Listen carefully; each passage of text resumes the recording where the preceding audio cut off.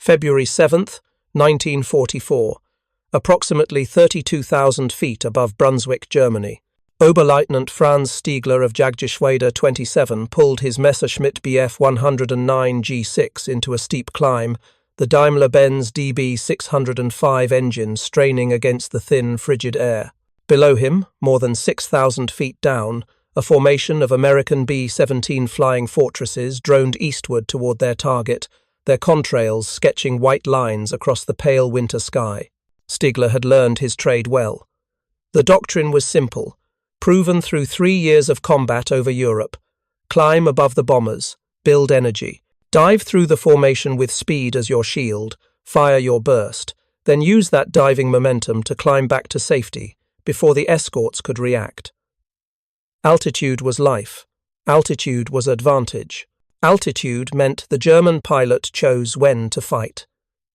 If you're enjoying this deep dive into the story, hit the subscribe button and let us know in the comments from where in the world you are watching from today. But as Stigler leveled off at his perch above the bombers, he heard it, a sound that did not belong at this altitude. The deep, powerful throb of a liquid-cooled engine, not labouring but running smoothly, confidently. He snapped his head around and saw them. 4 P-51 Mustangs, their silver fuselages catching the harsh sunlight, climbing toward him, not struggling to reach his altitude, not clawing desperately for height with engines gasping in the thin air, simply climbing, steadily, inevitably, as if 32,000 feet meant nothing to them. Stigler pushed his throttle forward and pulled back on the stick, trying to extend his altitude advantage before the Americans reached his level. The Bf 109 responded, but sluggishly. At this altitude, the single-stage supercharger in his DB 605 engine was already working at its limits, compressing air that grew thinner with every 100 feet gained. He could feel the aircraft protesting, the controls mushy, the climb rate bleeding away to a crawl. The Mustangs kept coming. Their rate of climb did not diminish. If anything, they seemed to accelerate as they rose, their Packard Merlin engines producing power that should not have been possible this high, this far above the earth where air pressure dropped to less than a third of sea level density. Stigler watched with growing disbelief as the Americans closed the vertical distance between them. He was no longer climbing away, he was being overtaken. The tactical equation that had governed fighter combat over Germany for years had just inverted. The hunter had become the hunted, and the advantage of altitude, that fundamental principle of aerial warfare, had transferred to pilots flying machines that German intelligence had assured him were adequate but unremarkable American fighters. Stigler rolled his Bf 109 over and dove away, using his height to build speed for escape. But the comfortable certainty he had carried into combat that morning was gone, replaced by a question that would haunt Luftwaffe fighter pilots with increasing urgency through the final 15 months of the war. What had the Americans built, and how could German fighters compete against it? The story of how American escort fighters gained decisive superiority at high altitude begins not with combat over Germany, but with a technical decision made thousands of miles away in Britain during 1940 when the Royal Air Force faced its own desperate crisis. The Supermarine Spitfire, that elegant defender of British skies, performed superbly below 20,000 feet, where its Rolls-Royce Merlin engine with single-stage supercharger delivered excellent power. But German bombers operated increasingly at altitudes exceeding 25,000 feet, and at those heights the Spitfire's performance degraded significantly. Power dropped, speed decreased, climb rate diminished to marginal levels. British engineers understood the problem immediately. Engines need air. The internal combustion process requires oxygen to burn fuel, and at altitude, the air contains far less oxygen per cubic foot than at sea level. A supercharger compresses incoming air before it enters the engine, artificially increasing the air density and allowing the engine to maintain power output even as the aircraft climbs into thinner atmosphere. But single-stage superchargers have limits. They can only compress air by a certain ratio before the compressed air becomes so hot that it actually reduces power rather than increasing it. The air molecules moving at high speed generate friction heat, and hot air contains less oxygen per unit volume than cold air. By 25,000 feet, a single-stage supercharged engine was struggling. By 30,000 feet, it was gasping. Rolls-Royce engineers developed an elegant solution. They would use two superchargers in series, with an intercooler between them to remove the heat generated by the first stage of compression. The first supercharger would compress the incoming thin air at altitude. The intercooler would cool this compressed air, making it denser and more oxygen-rich. Then the second supercharger would compress it again, delivering to the engine air that had been compressed twice and cooled once, resulting in significantly higher density than any single-stage supercharger could achieve. This two-stage, two-speed supercharger system appeared in the Rolls-Royce Merlin 61 engine, which entered service in the Spitfire Mark IX during 1942. The improvement was dramatic and immediate. Spitfires that had struggled at 25,000 feet could now fight effectively at 35,000 feet or higher.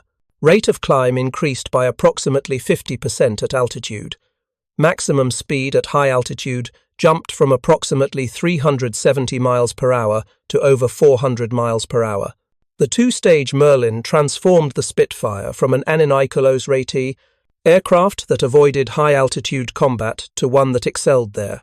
When North American aviation began producing the P-51 Mustang for the British Royal Air Force in 1940, the aircraft initially flew with the American-designed Allison V 1710 engine, which featured a single-stage supercharger. The early Mustang performed brilliantly at low and medium altitudes. Its aerodynamically efficient laminar flow wing design gave it exceptional speed and range, but above 15,000 feet, performance fell off dramatically as the Allison engine lost power. The aircraft that would eventually achieve fame as the premier American escort fighter was, in its original form, relegated to low-altitude tactical reconnaissance and ground attack roles, because it simply could not fight effectively in the high-altitude environment where bomber escort operations occurred. British test pilots recognized immediately that the Mustang airframe was exceptional. The problem was not the aircraft design, but rather the engine installation. In 1942, Rolls-Royce engineers proposed installing their new two-stage Merlin 61 engine in the Mustang airframe to create a fighter that combined American aerodynamic efficiency with British supercharger technology. The result exceeded even optimistic expectations. The Merlin-powered Mustang, designated P-51B in American service, demonstrated performance that made it arguably the finest piston-engine fighter of the entire war. Maximum speed exceeded 430 miles per hour at 25,000 feet. Service ceiling reached 41,900 feet. Most critically for escort operations, rate of climb remained strong even at altitudes where German single-stage fighters were struggling. The Packard Motor Car Company, which had been producing Rolls-Royce Merlin engines under license in the United States since 1941 for use in British aircraft, manufactured the engines for American Mustangs under the designation V1650. The Packard V16503 engine that powered the P-51B and P-51C models produced 1,490 horsepower at military power settings. The two-stage, two-speed supercharger system consisted of a first stage that ran at a fixed ratio, compressing incoming air by a factor of approximately 7:1, and a second stage that could operate at two different speeds selected automatically based on altitude. Below approximately 19,000 feet, the second stage supercharger ran at a lower gear ratio. Above 19,000 feet, the system automatically shifted to a higher gear ratio, maintaining manifold pressure as altitude increased. An intercooler mounted between the two supercharger stages used air scooped from the atmosphere to cool the compressed air before it entered the second stage. This cooling process was critical. The first stage compression heated the air significantly, and hot air would have reduced the effectiveness of the second stage compression. By cooling the air between stages, the system could achieve much higher overall compression ratios while keeping intake air temperatures within acceptable limits. The technical sophistication of this system represented years of development work by Rolls-Royce engineers who had refined every component through extensive testing. The intercooler design balanced cooling effectiveness against aerodynamic drag. The supercharger gear ratios were optimized for the altitude bands where combat typically occurred. The automatic gear change mechanism operated smoothly and reliably, requiring no pilot input during combat maneuvering. German engine designers understood supercharger principles perfectly well. The Daimler-Benz DB 605 engine that powered the Messerschmitt Bf 109 Gustav variants featured a sophisticated variable-speed single-stage supercharger that could adjust its drive ratio based on altitude. The BMW 801 radial engine that powered the Focke-Wulf 4 190 included an advanced turbo supercharger system on some variants. German engineering excellence was not in question, but German engines in operational service during 1944 predominantly used single-stage supercharging systems that, regardless of their sophistication, could not match the performance of two-stage systems at high altitude. The DB 605 engine's single-stage supercharger compressed incoming air effectively at lower and medium altitudes, but above approximately 23,000 feet, manifold pressure began dropping as the supercharger reached its compression limits. By 30,000 feet, available power had decreased significantly. The Bf 109 G6, the most common Luftwaffe fighter in early 1944, could reach approximately 37,000 feet in theory, but combat effectiveness at that altitude was severely compromised. Climb rate at 30,000 feet had diminished to barely 200 feet per minute. Acceleration was sluggish. Maneuverability suffered as control surfaces became less effective in the thin air. German pilots operating near their aircraft's absolute ceiling were hanging on the edge of the performance envelope, where any aggressive maneuvering risked stalling the aircraft or entering a spin. The Focke-Wulf Focke-View 190A series, powered by the BMW 801 radial engine with single-stage supercharging, faced even more severe altitude limitations. The aircraft performed superbly below 20,000 feet, but above that altitude, power dropped off rapidly. By 25,000 feet, the FLW 190A was significantly outclassed by any Allied fighter with two-stage supercharging. Later, W190D variants with inline engines and improved supercharging addressed these limitations partially, but they entered service too late and in insufficient numbers to influence strategic outcomes. German industry developed several experimental and limited production high-altitude fighter designs during the war. The Focke-Wulf TAR 152 featured pressure cabin and sophisticated supercharging for operations above 40,000 feet. The Henschel HS 130 research aircraft investigated extreme high-altitude flight, but these specialized designs remained rare, complex, and difficult to produce in quantity. The Luftwaffe's frontline fighter force in 1944 consisted primarily of Bf 109, Gustavs and FW 190 Antons, both limited by single-stage supercharging to effective combat operations below 25,000 feet. American bomber formations typically flew between 25,000 and 30,000 feet. This altitude provided the best compromise between defensive effectiveness against fighter attacks, anti-aircraft fire accuracy degradation, and oxygen requirements for crews. The bombers could operate at these heights for hours. Their Wright R-1820 and Pratt & Whitney R-1830 engines turbocharged to maintain power at altitude. German fighters attempting to intercept these formations faced a fundamental tactical problem that became increasingly severe as American escorts transitioned from single-stage to two-stage supercharged engines. To attack bombers effectively, fighters needed to approach from above, diving through the formation to build speed that provided both offensive capability and defensive protection. Diving attacks allowed the fighter pilot to control engagement time, make a firing pass, and extend away before bomber gunners could track and engage effectively. But this tactic required the fighter to climb above the bomber formation first.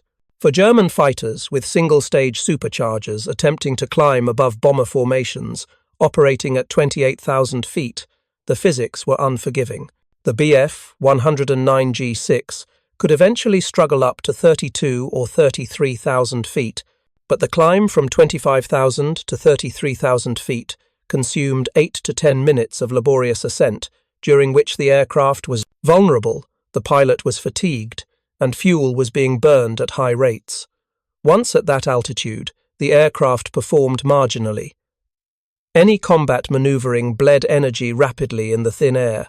When P-51 Mustangs with two-stage Merlin engines began escorting bomber formations in late 1943 and early 1944, German fighter pilots encountered escorts that could climb to 28,000 feet in approximately 8 minutes from sea level, could continue climbing beyond 30,000 feet with power still available, and could maneuver aggressively at those altitudes without losing effectiveness.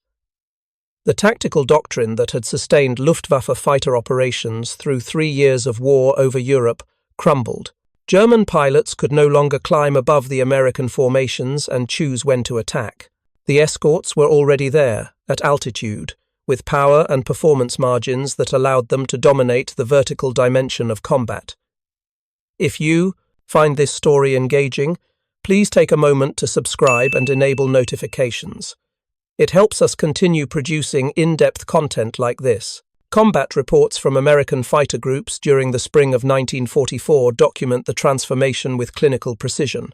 On March 6, 1944, the 354th Fighter Group, operating P-51Bs out of Boxted, England, escorted B-17 formations to Berlin. German fighters from Jagdgeschwader 3 and Jagdgeschwader 11 attempted intercepts using their standard altitude advantage doctrine. The Luftwaffe pilots climbed to 32,000 feet, positioned themselves above the bomber stream, and prepared to execute diving attacks. But the P-51 escorts did not remain defensively tied to the bomber formations. They climbed. 8 Mustangs from the 354th's 356th Fighter Squadron, led by Captain Don Botchke, accelerated upward toward the German fighters with their Packard Merlins producing full military power. The Bf-109 pilots, expecting the Americans to struggle at altitude, watched with growing alarm as the Mustangs closed the vertical distance rapidly. What should have required 10 minutes of laboured climbing took the P-51 seconds, barely 6 minutes. The German altitude advantage evaporated before they could execute a single attack run. Lieutenant Richard Turner, flying Mustang No. 43 to 12434, engaged a Bf-109G6 at 33,000 feet. The German pilot attempted to extend the fight vertically, pulling into a steep climb that should have left the pursuing American behind. Turner simply followed, his Merlin engine maintaining power where the German pilot expected it to falter. The Bf-109's climb rate decreased to less than 200 feet per minute. The Mustang continued climbing at over 600 feet per minute. Turner closed to firing range within 45 seconds and destroyed the German fighter with a 2-second burst from his .450 caliber Browning machine guns. The psychological impact of this reversal rippled through Luftwaffe fighter units across Germany. Pilots who had entered combat confident that altitude provided sanctuary discovered that American fighters could reach any height German bombers operated and could fight there effectively. Major Heinz Baer, a Luftwaffe ace with over 200 victories, flew missions against American bomber formations during 1944. In post-war interviews conducted during the 1970s, Baer described the frustration of attempting to engage bomber formations escorted by Mustangs. German fighters would climb to altitude, using maximum continuous power that consumed fuel at high rates, and stressed engines, already suffering from maintenance issues caused by parts shortages and inadequate servicing. Upon reaching what pilots hoped was a tactical advantage position above the bombers, they would discover American escorts already there, circling patiently at 30,000 feet or higher, waiting for German fighters to appear. When German pilots attempted to climb higher still, seeking some altitude where the Americans could not follow, the Mustangs would simply climb with them. The two-stage Merlin's power advantage at altitude was not marginal, it was decisive. A Bf-109 G6 at 30,000 feet generated approximately 1,000 horsepower. A P-51B at the same altitude produced approximately 1,350 horsepower. That 350 horsepower difference translated directly into climb rate, acceleration, and sustained combat capability. German pilots attempting aggressive maneuvering at altitude found their aircraft responding sluggishly. Controls mushy, stalls approaching without warning as airspeed bled away in turns. American pilots in Mustangs could maneuver confidently, their engines providing power reserves that allowed sustained combat without constantly managing the edge of a stall. The tactical implications were profound and irreversible. Pre-war German fighter doctrine emphasized energy tactics. Maintain speed, control altitude, dictate engagement terms. These principles remained valid, but German fighters could no longer achieve the altitude advantage necessary to implement them effectively. American escorts controlled the high ground, and from that position, they could engage or refuse combat as tactical situations dictated. Luftwaffe training manuals from early 1944 still emphasized altitude advantage as the primary tactical consideration for fighter pilots engaging bomber formations. By mid-year, experienced German pilots recognized these instructions as obsolete. The training manuals assumed German fighters possessed superior climb performance or at minimum competitive climb capability. Neither assumption held true against Mustangs with two-stage Merlins. Revised tactical guidance issued during summer 1944 acknowledged the changed situation with language that reflected both technical understanding and strategic desperation.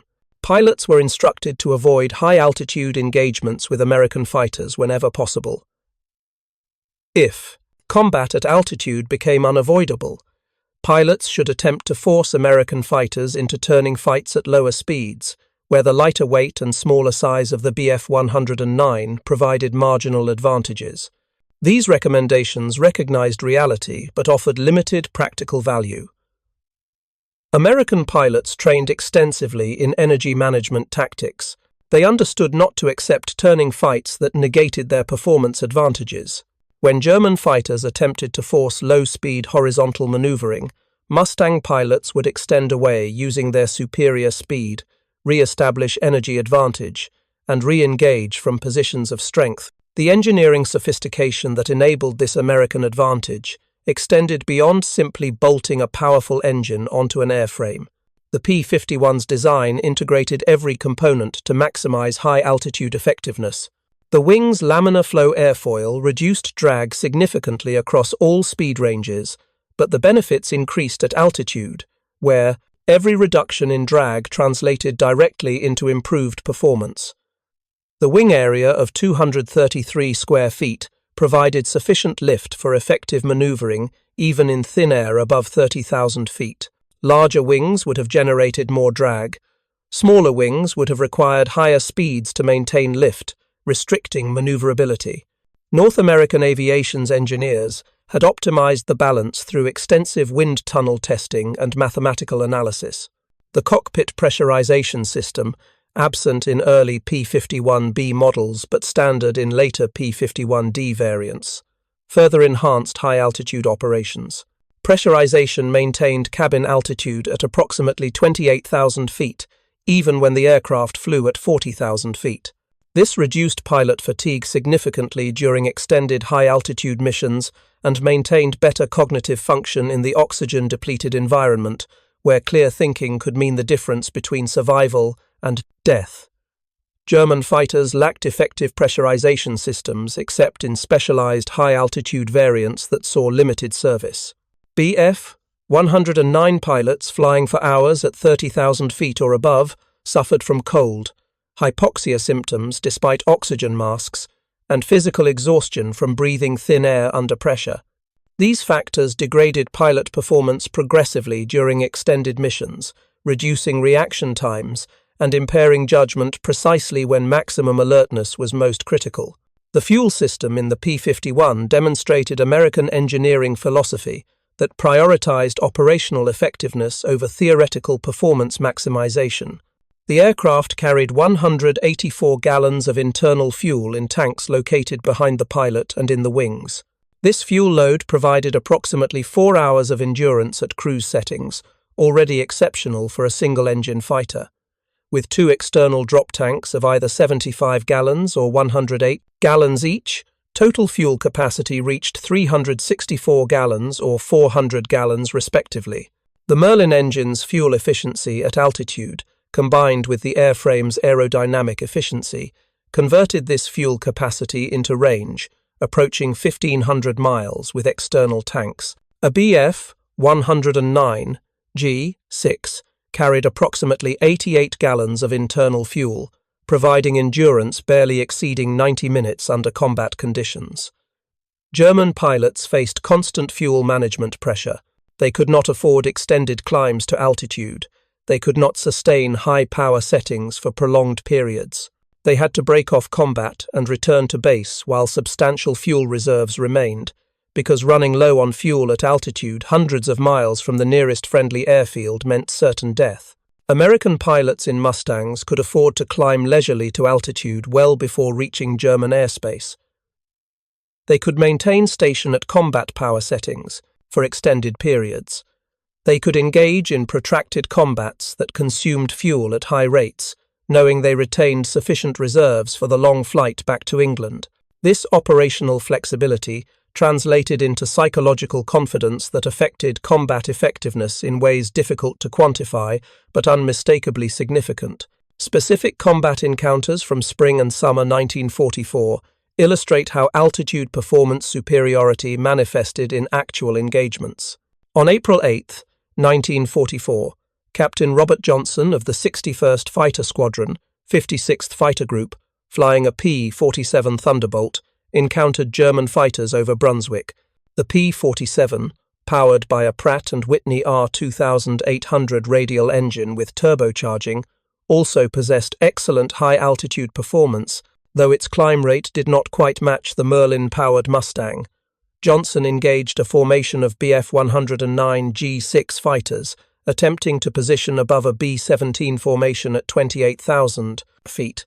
The German fighters were climbing through 31,000 feet when Johnson's flight intercepted them. The engagement developed into a vertical pursuit, with German pilots attempting to use their remaining altitude margin to escape. Johnson's Thunderbolt, though not climbing as rapidly as a Mustang would have, nonetheless maintained sufficient power at altitude to close the distance. The German pilots discovered they could not outclimb the American pursuit and were forced to either fight at altitude, where they operated at disadvantage, or dive away and abandon their attack on the bombers. Most chose to dive, accepting tactical defeat rather than engaging from positions of weakness. The bombers continued to their targets unmolested, demonstrating how escort fighter altitude performance directly supported strategic bombing effectiveness. On May 12, 1944, Major George Preddy of the 352nd Fighter Group engaged German fighters over Magdeburg, Germany. Preddy, who would eventually achieve 26.5 victories flying Mustangs, described the engagement in his combat report with technical precision. His flight of 4 P-51Bs encountered approximately 12 Bf 109Gs at 29,000 feet. The German fighters attempted to maintain altitude advantage by climbing to 33,000 feet. Preddy's flight followed, their Merlins producing power that allowed steady climb without loss of tactical effectiveness. Within 3 minutes, the Mustangs had closed to engagement range at the German fighters' altitude. The lead German pilot, recognizing his altitude advantage had disappeared, attempted a diving attack on the bomber formation below. Preddy pursued, using his altitude to build speed in the dive, then pulled out and climbed back to altitude faster than the German pilot could manage after his attack run. Preddy positioned above the climbing German fighter and executed a deflection shot from the German's high 6 o'clock position. The Bf 109 exploded, its pilot never successfully regaining the altitude advantage he had started with. 3 more German fighters fell to Preddy's flight during the engagement. The remaining German pilots disengaged and fled at low altitude, where their single-stage superchargers operated more effectively, but where they could no longer threaten bombers flying at 28,000 feet. The technical specifications reveal the magnitude of the performance gap. A Bf-109G6 at sea level could climb at approximately 3,200 feet per minute under ideal conditions, with a new engine, clean airframe, and optimal pilot technique. At 20,000 feet, climb rate had decreased to approximately 1,500 feet per minute. At 30,000 feet, climb rate dropped below 300 feet per minute. A P-51B at sea level climbed at approximately 3,400 feet per minute. At 20,000 feet, climb rate remained approximately 2,000 feet per minute. At 30,000 feet, the Mustang still climbed at approximately 750 feet per minute. The two-stage Merlin's power advantage at altitude translated directly into sustained climb capability that German single-stage fighters could not approach. Time-to-altitude measurements demonstrated the tactical significance of these performance differences. A Bf-109G6 required approximately 8 minutes to climb from sea level to 25,000 feet and approximately 12 to 14 minutes to reach 30,000 feet. A P-51B reached 25,000 feet in approximately 7 minutes and 30,000 feet in approximately 10 minutes. These seemingly small time differences compounded during tactical situations. German fighters attempting to intercept bomber formations had to begin climbing, while the bombers were still distant, predict their approach route accurately, and hope no American escorts spotted them during their vulnerable climb phase. American escorts could react to developing threats quickly, climbing to intercept German fighters that were still struggling toward altitude. The tactical initiative shifted decisively to the side with superior climb performance and high-altitude capability. Luftwaffe fighter commanders recognized the crisis and attempted various tactical adaptations. Some units tried mass attacks with large formations, attempting to overwhelm escorts through numerical superiority at a single point. This tactic occasionally succeeded, but required concentrating fighters from multiple Gruppen, reducing coverage elsewhere, and creating opportunities for other American formations to operate unmolested. Other units attempted to catch American formations during takeoff, landing, or while forming up over England before reaching operational altitude. These tactics required fighters to operate over enemy territory, where they faced British air defences and yielded initiative, entirely to Allied bomber commanders who could adjust timing and routes. Some desperate German pilots attempted ramming attacks, using their fighters as weapons to destroy bombers when ammunition was exhausted or engagement seemed hopeless. These suicide tactics reflected the depth of Luftwaffe desperation, but achieved minimal strategic impact while accelerating the loss of irreplaceable, experienced pilots. By autumn 1944, the air war over Germany had become essentially one-sided. American bomber formations flew deep penetration missions with loss rates often below 1%. German fighters that rose to intercept faced overwhelming numbers of escorts, whose performance advantages made effective bomber attacks extremely difficult. The Luftwaffe was being systematically destroyed through attrition that exceeded replacement rates for both pilots and aircraft.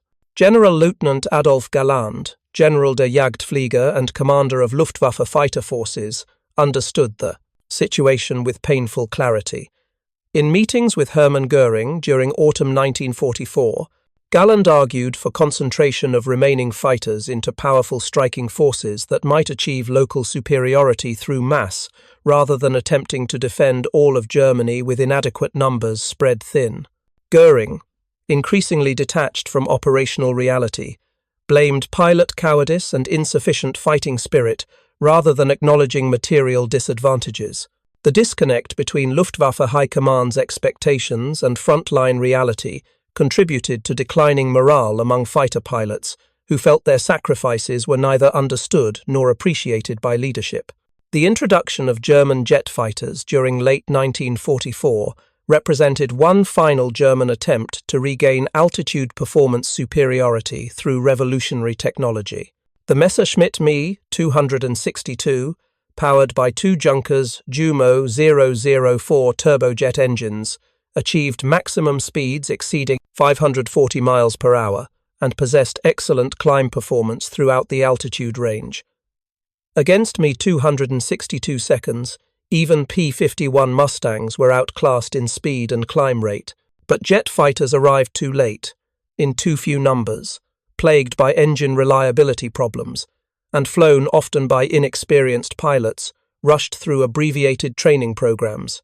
The Me-262 never appeared in sufficient quantities to alter strategic outcomes or reverse Allied air superiority. The stark contrast between German and American situations by early 1945 revealed how thoroughly American technical advantages had influenced the air war's outcome. American pilots flew multiple combat missions daily, their aircraft maintained by skilled ground crews with adequate spare parts, fueled with high-quality gasoline available in unlimited quantities, and armed with abundant ammunition. German pilots flew infrequently due to fuel shortages, their aircraft maintained by inexperienced ground crews using substitute materials and improvised repairs, powered by synthetic fuel of inconsistent quality, rationed carefully, and armed with ammunition sometimes produced with explosive filler of doubtful reliability. The industrial and technical gap had become an unbridgeable chasm. When Germany surrendered on May 8, 1945, the Luftwaffe had effectively ceased to exist as a coherent fighting force weeks earlier. The few remaining fighters sat grounded for lack of fuel. The experienced pilots who had fought since 1939 were gone, killed in combat, too injured to fly, or recognizing futility and refusing suicidal final missions. The aircraft factories still produced fighters, but there was no one to fly them, no fuel to power them, and no strategic purpose they could serve. The P-51 Mustang's contribution to Allied victory in Europe extended far beyond its impressive victory totals or the skill of pilots who flew it. The aircraft represented successful integration of British engine technology with American airframe design to create a weapon system optimized for the specific strategic mission of long-range bomber escort at high altitude. Every element of the design served that mission. The two-stage Merlin provided power at altitude. The efficient wing delivered range and speed. The robust structure survived combat damage and sustained intensive operations. The thoughtful ergonomics reduced pilot fatigue during missions exceeding 8 hours duration. The result was a fighter that could escort bombers throughout entire missions deep into Germany, fight effectively at any altitude those bombers operated, and defeat German interceptors attempting to attack the formations. From Franz Stigler's perspective above Brunswick in February 1944, watching those 4 silver Mustangs climb toward him with effortless power, the future of the air war became suddenly, undeniably clear. German fighters could no longer control the vertical dimension of combat. They could not climb above American formations to safety or tactical advantage. They could not force combat on favorable terms or refuse engagement when disadvantaged. The fundamental principle that altitude equals advantage remained true, but German fighters could no longer achieve that altitude against opponents whose engines maintained power where German power plants gasped and struggled. The tactical doctrine Stigler had learned, practiced, and relied upon for 3 years had become obsolete in the time it took 4 American fighters to climb from 26,000 feet to 32,000 feet. That climb, measured in 6 minutes and 6,000 vertical feet, represented thousands of engineering hours, sophisticated metallurgy, precision manufacturing, systematic testing, and industrial capacity. It represented 2 nations' combined technical excellence applied to a specific military problem with clear strategic importance. It represented power produced not through propaganda or ideology, but through thermodynamics, aerodynamics, and mechanical engineering executed to exacting standards. Every time a Luftwaffe pilot heard that distinctive sound of a Packard Merlin at 25,000 feet, running smoothly and powerfully where German engines labored, he confronted evidence of Allied industrial and technical superiority that no amount of courage or skill could overcome. The war would be decided by many factors, but among them was this simple technical reality.